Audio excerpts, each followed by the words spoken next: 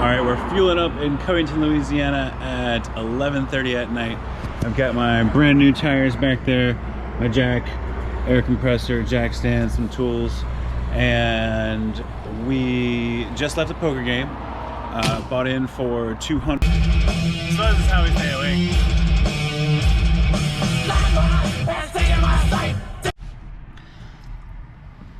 Oh my god. I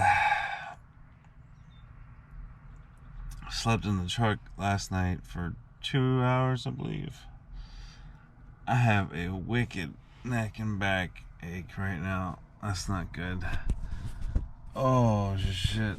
It's time to get on the road soon. No more pain and no more shame. I promise myself that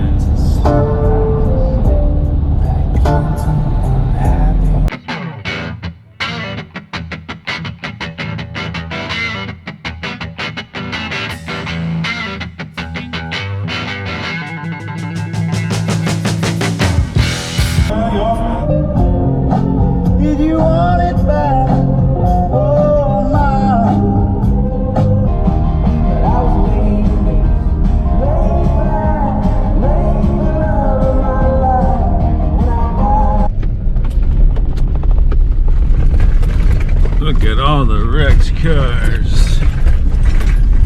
Oh, and bikes. I burnt one.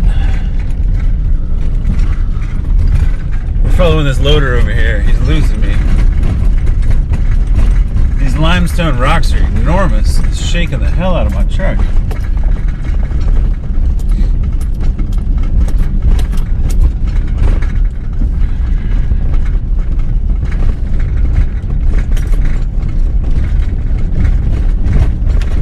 God, they got some destroyed looking vehicles up in here. Like that and that. Holy cow. I don't understand why most of this stuff just go to the dump. What do I know?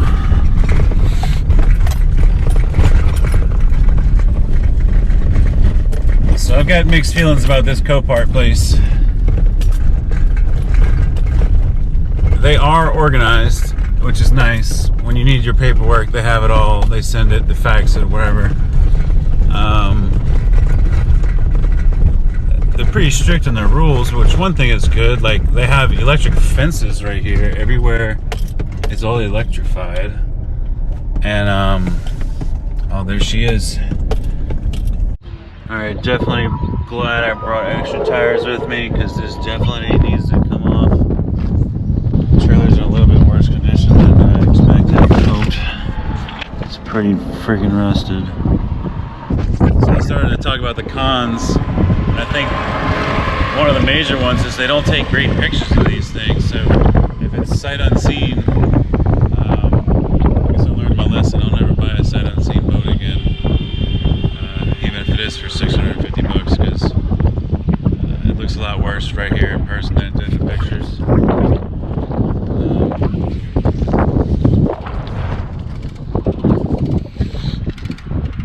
Alright, in the boat, another thing you couldn't really tell from the pictures, it looks like this floor, like cats and rats and different animals were living in here. It does have a bimini top, 2 bimini tops, and a pair of old skis. Interesting, I didn't realize that stuff was in here. Not that it's really valuable, it's just interesting. Comes with a nice big anchor, that's cool. These pads on these cushions are still cushiony, but I'd like to put some what do you call it, the like the marine pleather looking fabric on here. Would be much nicer than this old 80s stuff. I think I'm just gonna get those tires on as soon as possible, head over to an O'Reilly's, take another look at the trailer when I get there.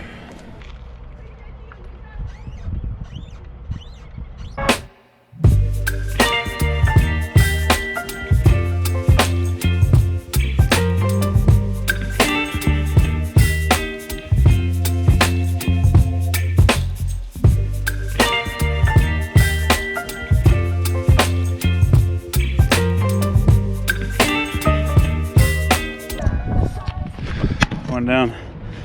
One to go. All right. So obviously, when you buy a $700 piece of crap boat, the lights don't work. Luckily, I thought of this beforehand. Like some lights. Not so luckily. I bought some from the 21st century and not these crazy lights that I don't even know where you find something like that. So we're duct taping these lights to the trailer, and hopefully this is gonna work. So far, we're not off to a great start, guys. I'm less than impressed with the quality of the boat. Starting to regret my decisions to do this. If y'all watched the last video where I flipped that antique boat in less than 48 hours, pressure washed it, cleaned it, relisted it, and made $450 profit, that is like the total opposite of this flip. So I was thinking this would be like a 2-week flip, but this is going to be at least 2 months, and who knows how long this will be sitting in my yard. So we've got another problem. The trailer lights, the wire that came with these lights, are not meant for a 25-foot trailer, and we come up short by about 2 or maybe 2 feet.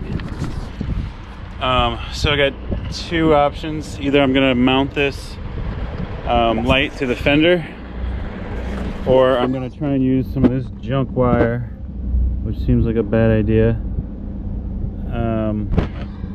Yeah, I think we're gonna mount it to the fender. Let's see what happens. All right, we've got the 2 dry rotted tires off. We've got a new wire harness run just on top of the frame here with our makeshift lights on the back. Added another strap here to hold this on. Oh, I think I'm gonna put some black tape on these lights here so nobody gets confused. It runs into the back of us and then says, oh, I was looking at the lights and they didn't light up. So they won't have any excuse, and make it a little bit safer. Other than that, I'm gonna grab our phone, we'll be on our way. All right, we got one more problem.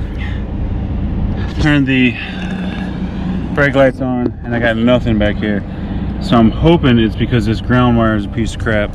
So I'm gonna run a new ground. I took this bolt out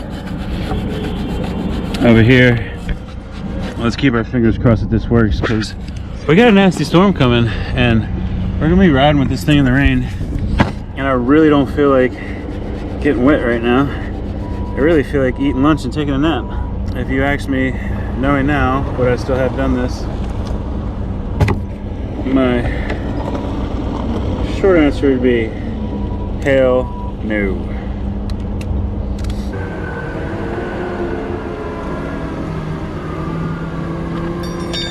Let's go check these brake lights.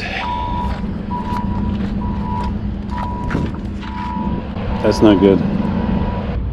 Alright, so I just had an epiphany. I've been fiddling with this ground wire trying to get it to the metal on metal contact, but forgot that since I duct taped this thing, these metal screws aren't touching anything. So now I need a white wire, I believe, to go from that screw to the trailer to make this work. Oh man, this has gotten more complicated. All right, so my hunch was correct. By attaching a wire here and hooking it to this little thing here, it lit up. But now I need to find a bolt that doesn't look like that to mount this wire to. All right, you're gonna think this is crazy, but after trying to deal with these rusty bolts, I decided that I needed some fresh metal. So I just drilled a hole next to this hole and then ran the wire through it, twisted it up, and it worked on the other side. So we're doing this last side and we're already here. After much trouble, we finally got it going. And we can get the heck out of here. This dude in the loader keeps harassing me because everybody keeps pulling next to me to load their stuff. But they have working vehicles with taillights and headlights and everything. They can move. I said I'm moving as soon as my truck is legally ready to move. So we're on the road now.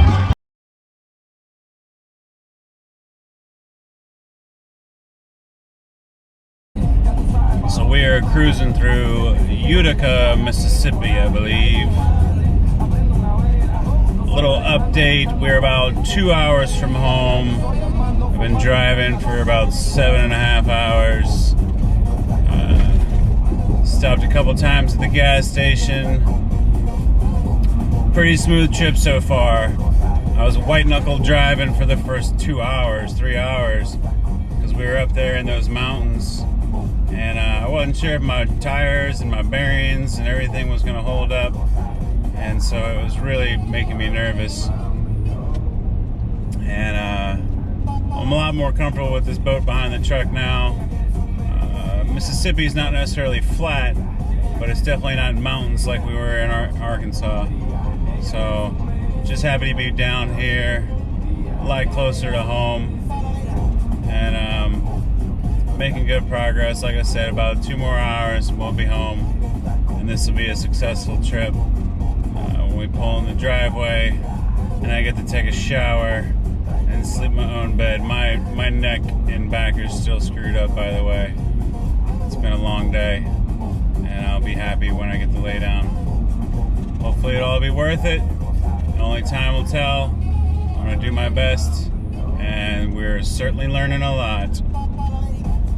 So last night when I got back in, I was reflecting on what I did basically, and it was kind of amusing to think of, and I guess, I don't know, it was kind of amazing. So I basically left Mandeville around midnight on Thursday night, picked up that boat, and was back home at 1 o'clock in the morning Friday. So in 25 hours, I drove 20 hours. Only stopping to go to the bathroom 4 times, fill up the truck, and put the tires and lights on the boat. So it's kind of crazy. It's the next morning, so that's why my voice is a little messed up and I'm not looking so hot. But anyway, I'm off to buy another boat. So I know people are gonna think that I'm crazy because I'm gonna have 5 boats in my yard. But this boat, it's a good deal. I'm only paying $500 for the boat, motor, and trailer. I don't want the trailer or the boat, so I'm gonna try and sell those for $300. So then I'll be into this motor for $200. I'm guessing it'll cost me $200 to $400 for parts and get it repaired, fix it up, put it on my other boat and sell. So that's the plan. It's 140 horsepower Johnson. So let's just go with the plan and see if this works. Out here on our working boat.